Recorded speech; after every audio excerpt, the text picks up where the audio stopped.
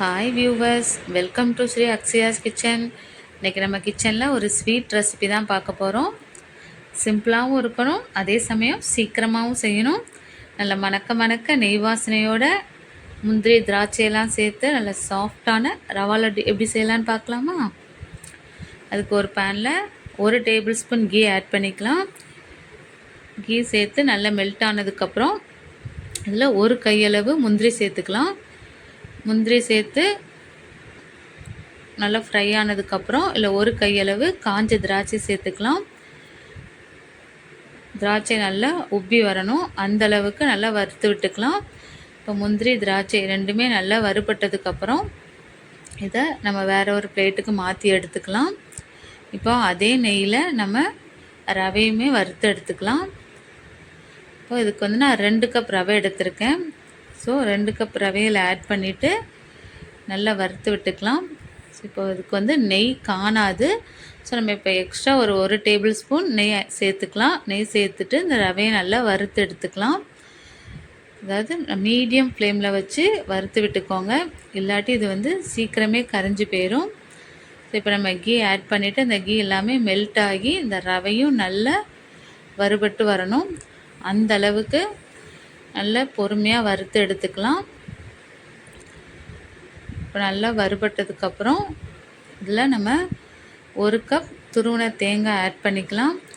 தேங்காய் சேர்த்தா லட்டு கெட்டு போயிடாதான்னு கேட்காதீங்க, அப்படிலாம் கிடையவே கிடையாது.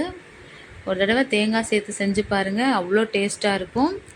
இப்போ நம்ம தேங்காய் சேர்த்ததுக்கப்புறம் இதை நல்லா ஃப்ரை பண்ணி எடுக்கப்புறம் ஒரு 5 to 6 மினிட்ஸ் போல் நல்லா மீடியம் ஹீட்டில் வச்சு ஃப்ரை பண்ண போகிறோம். அந்த தேங்காயில் உள்ள ஈரப்பதம் எல்லாமே போகணும். இந்த தேங்காயும் ரவையும் சேர்ந்து நல்லா உதிரி உதிரியாக வரணும், அந்தளவு நம்ம பொறுமையாக வறுத்தெடுக்க போகிறோம். ஸோ இந்த மாதிரி நம்ம வறுத்து செய்கிறப்போ நம்மளோட லட்டு வந்து சீக்கிரமே கெட்டு போகாது. ஸோ ஒரு தடவை இந்த மாதிரி தேங்காய் சேர்த்து செஞ்சு பாருங்கள், அவ்வளோ டேஸ்ட்டாக இருக்கும். இப்போ ரவையும் தேங்காயும் நல்லா வறுத்தாச்சு. இப்போ இதை வேறு ஒரு பிளேட்டுக்கு மாற்றிட்டு அதோட முந்திரி திராட்சையும் சேர்த்து நல்லா கலந்து வச்சுக்கலாம். இப்போ இதுக்கு ஒரு சுகர் சிரப் ரெடி பண்ணிடலாம். இப்போ 2 கப் ரவைக்கு 1.25 கப் சுகர் கரெக்டாக இருக்கும். அது உங்களோட இனிப்புக்கு ஏற்ற மாதிரி நீங்கள் சுகரோட அளவை கூட்டியோ குறைச்சோ சேர்த்துக்கலாம். பட் ஆனால் இந்த அளவு வந்து பர்ஃபெக்டாக இருக்கும்.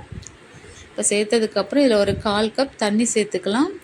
தண்ணி சேர்த்து இந்த சுகர் எல்லாமே நல்லா கரைஞ்சி கொதித்து வரும்போது இதில் ஒரு 1/4 கப் போல் பால் ஆட் பண்ணிக்கலாம்.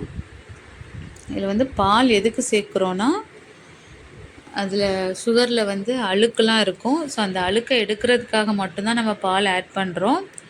இப்போ பாருங்கள், இப்போ பால் சேர்த்ததுக்கப்புறம் இது நல்லா கொதித்து பொங்கி வரும். பொங்கி வரும்போது இந்த பால் என்ன ஆகுனா தெரிஞ்சு போன மாதிரி ஆகிடும். ஸோ அப்படி ஆகும்போது அதில் இருக்க அழுக்கு எல்லாமே அந்த பாலோடு சேர்ந்து வந்துடும். இப்போ பாருங்கள், நல்லா பொங்குது. பொங்கி ஒரு தடவை கலந்து விட்டிங்கன்னா வந்து அது தெரிஞ்சு போன மாதிரி ஆகிடும். இந்த மாதிரி தான் ஆகிடும். ஸோ இதை வந்து நீங்கள் ஒரு ஃபில்ட்ரு வச்சு வடிகட்டி எடுத்துக்கலாம்.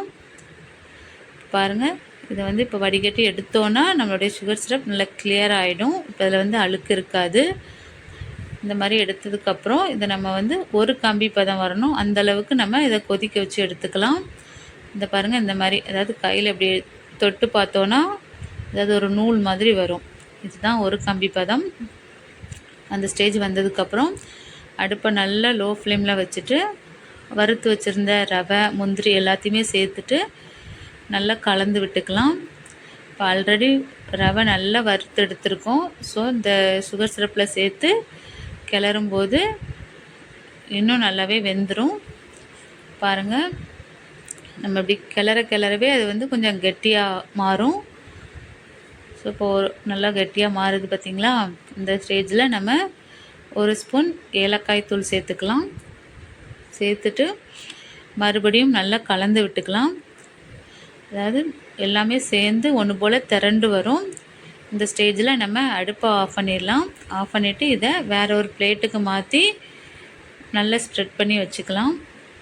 அப்போ தான் இது வந்து சீக்கிரமே ஆறும். அதாவது இது வந்து நல்லா கம்ப்ளீட்டாக கூல் ஆகணும். நல்லா ஆறுனதுக்கப்புறம் தான் இது வந்து நம்ம லட்டுவே பிடிக்க முடியும். கொஞ்சம் சூட்டோடு பிடிச்சோம்னா நம்மளால் பிடிக்க முடியாது. அதாவது ஒரு மாதிரி உதிர்ந்துட்டு அங்கங்கே ஒட்டி ஒட்டி போய் இருக்கும். ஸோ இது நல்லா ஆறுனதுக்கப்புறம் நம்ம பிடிக்கலாம். இப்போ பாருங்கள் நல்லாவே ஆறிடுச்சு. ஆறுனதுக்கப்புறம் இது எல்லாமே ஒரு தடவை எடுத்து விட்டு நல்லா கலந்ததுக்கப்புறம் கையில் நெய் தடவி உங்களுக்கு விருப்பமான அளவுக்கு நீங்கள் பிடிச்சி எடுத்துக்கலாம். நான் அந்த மாதிரி ஒரு மீடியம் சைஸில் நான் பிடிச்சிருக்கேன். அதாவது ஒரு 1/2 கிலோ ரவை போல் நான் எடுத்திருப்பேன். அதுக்கு ஒரு 20லேருந்து ஒரு 22 23 லட்டுக்கிட்ட எனக்கு வந்துச்சு. இப்போ பாருங்கள் நான் இந்த மாதிரி ஒரு மீடியம் சைஸில் நான் இந்த லட்டு பிடிச்சிருக்கேன். இதே மாதிரி எல்லாத்தையும் நம்ம பிடிச்சி எடுத்துக்கலாம். வெளியில் பார்த்திங்கன்னா ஹார்டாக இருக்கிற மாதிரி இருக்கும், ஆனால் உள்ளே ரொம்ப சாஃப்டாக இருக்கும். வாயில் வச்சதுமே கரைஞ்சி போயிடும், அந்தளவு சாஃப்டாக இருக்கும். இது தேங்காய் சேர்த்து செஞ்சுருக்கோம். ஸோ டேஸ்ட்டும் பார்த்திங்கன்னா ரொம்ப சூப்பராக இருக்கும். இப்போ பாருங்கள் நான் ஒரு லட்டு எடுத்து உடச்சி காட்டுறேன். வெளியில் ஹார்டாக இருக்கிற மாதிரி தான் இருக்கும், ஆனால் பாருங்கள் உடச்சி பார்த்தா உள்ளே ரொம்ப சாஃப்டாக இருக்கும். நீங்களும் இதே மாதிரி ஒரு தடவை ட்ரை பண்ணி பார்த்துட்டு உங்களோட ஃபீட்பேக்கை மறக்காமல் கமெண்ட் பண்ணுங்கள். நெக்ஸ்ட் வீடியோவில்